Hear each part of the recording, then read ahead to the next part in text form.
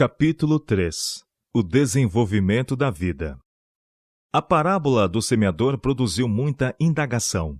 Alguns dos ouvintes concluíram que Cristo não fundaria um reino terrestre, e muitos estavam curiosos e perplexos. Notando-lhes a perplexidade, Cristo usou outras ilustrações ainda tentando desviar-lhes os pensamentos da esperança de um reino temporal para a obra da graça divina no coração. E dizia: O reino de Deus é assim como se um homem lançasse semente à terra e dormisse, e se levantasse de noite ou de dia, e a semente brotasse e crescesse, não sabendo ele como.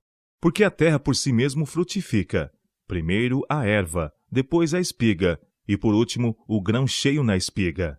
E quando já o fruto se mostra, mete-lhe logo a foice, porque está chegada a ceifa. O lavrador que mete logo a foice, porque está chegada a ceifa, não pode ser outro senão Cristo. Ele é que no último grande dia recolherá a seara da terra. O semeador da semente, porém, representa aqueles que trabalham em lugar de Cristo. Da semente se diz que brotou e cresceu, não sabendo ele como, e isto não pode referir-se ao Filho de Deus.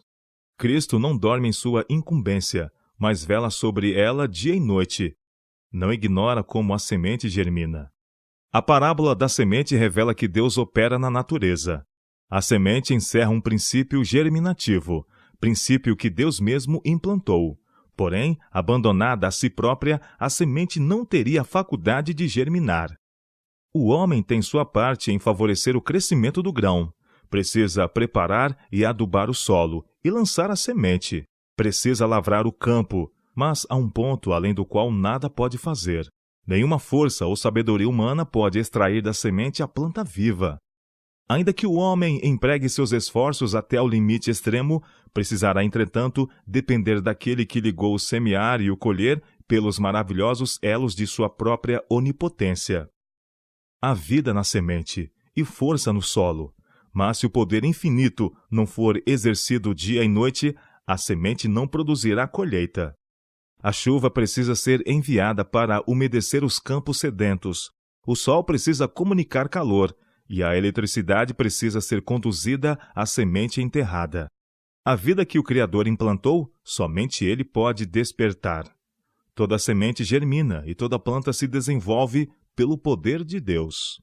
Porque como a terra produz os seus renovos, e como o horto faz brotar o que nele se semeia, assim o Senhor Jeová fará brotar a justiça e o louvor. Isaías capítulo 61, verso 11. Como no semear natural, assim é no espiritual.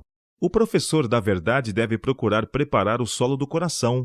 Precisa lançar a semente, mas a força que somente pode produzir vida vem de Deus. Há um limite além do qual os esforços humanos são em vão. Embora devamos pregar a palavra, não podemos comunicar o poder que vivificará a alma e fará brotar justiça e louvor. Na pregação da palavra, precisa haver a operação de um agente que supera as forças humanas.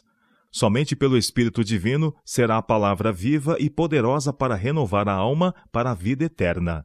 Isto é o que Cristo buscava incutir em seus discípulos. Ensinava que nada que possuíam em si mesmos podia dar êxito a seus labores, mas o miraculoso poder de Deus é que torna eficaz sua palavra. A obra do semeador é uma obra de fé.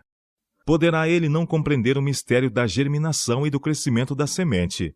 Todavia, tem confiança nos instrumentos pelos quais Deus faz a vegetação florescer. Lançando a semente à terra, desperdiça aparentemente o precioso cereal, que podia fornecer pão para sua família. Mas somente renuncia a um bem presente, em troca de uma devolução maior. Espalha a semente, esperando recolhê-la multiplicada numa colheita abundante. Assim devem agir os servos de Cristo, aguardando a colheita da semente lançada à terra. A boa semente pode por algum tempo jazer despercebida no coração frio, egoísta e mundano, sem dar demonstração de haver se enraizado. Porém, mais tarde, tocando o Espírito de Deus à alma, a semente oculta brota, e finalmente produz frutos para a glória de Deus. Não sabemos durante toda a vida qual prosperará, se esta ou aquela. Isso não é de nossa alçada. Façamos nosso trabalho e deixamos os resultados com Deus. Pela manhã, semeia a tua semente, e à tarde não retires a tua mão. Eclesiastes capítulo 11, verso 6. O grande concerto de Deus declara: enquanto a terra durar, sementeira e cega não cessarão. Gênesis capítulo 8, verso 22. Confiante nesta promessa, o lavrador ara e semeia. Com não menos confiança devemos labutar na sementeira espiritual, confiantes em sua declaração. Assim será a palavra que sair da minha boca. Ela não voltará para mim vazia, antes fará o que me apraz, e prosperará naquilo para que a enviei. Aquele que leva a preciosa semente, andando e chorando, voltará sem dúvida com alegria, trazendo consigo os seus molhos. Isaías capítulo 55, verso 11, e Salmo capítulo 126, verso 6. A germinação da semente representa o início da vida espiritual, e o desenvolvimento da planta é uma bela figura do crescimento cristão. Como ocorre na natureza, assim é na graça. Não pode haver vida sem crescimento. A planta precisa crescer ou morrer.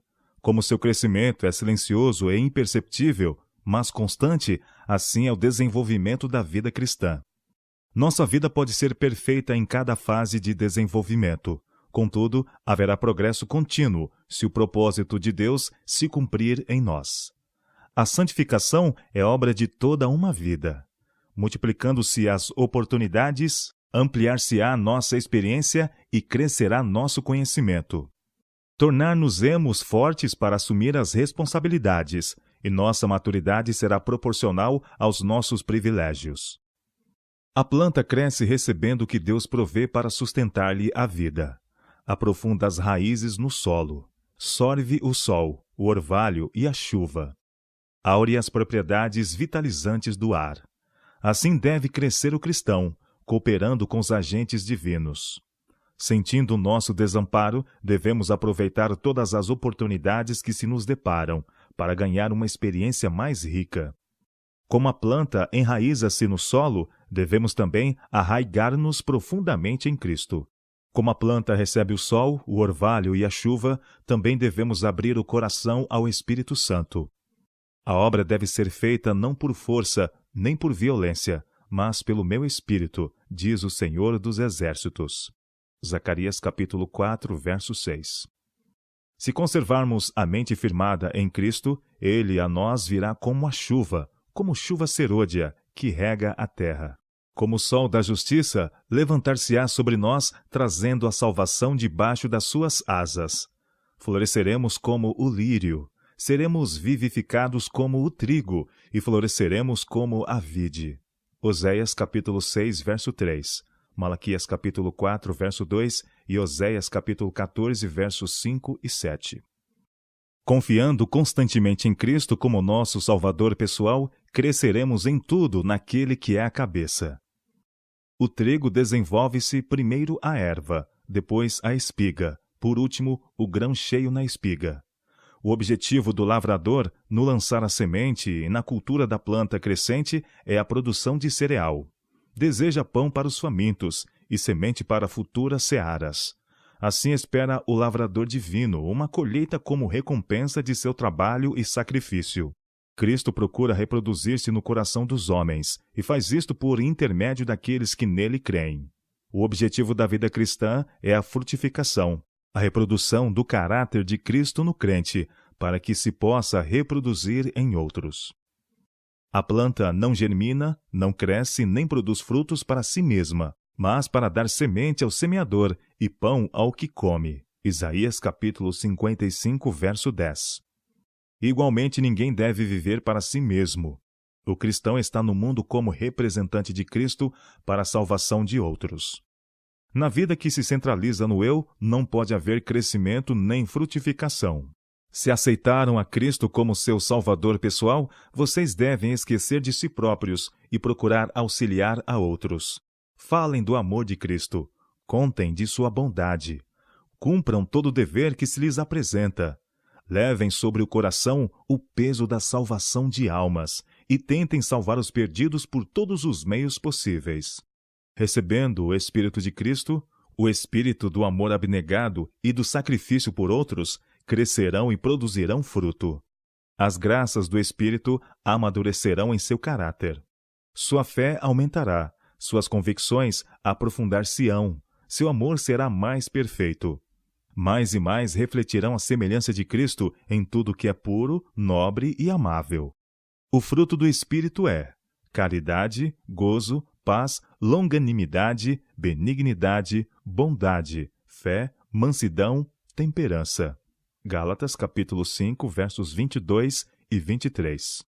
Este fruto jamais perecerá, antes produzirá uma colheita de sua espécie para a vida eterna. Quando já o fruto se mostra, mete-lhe logo a foice, porque está chegada a ceifa. Cristo aguarda com fremente desejo a manifestação de si mesmo em sua igreja. Quando o caráter de Cristo se reproduzir perfeitamente em seu povo, então virá para reclamá-los como seus. Todo cristão tem o privilégio não só de esperar a vinda de nosso Senhor Jesus Cristo, como também de apressá-la. Se todos os que professam o seu nome produzissem fruto para a sua glória, quão depressa não estaria o mundo todo semeado com a semente do Evangelho? Rapidamente amadureceria a última grande seara, e Cristo viria a recolher o precioso grão.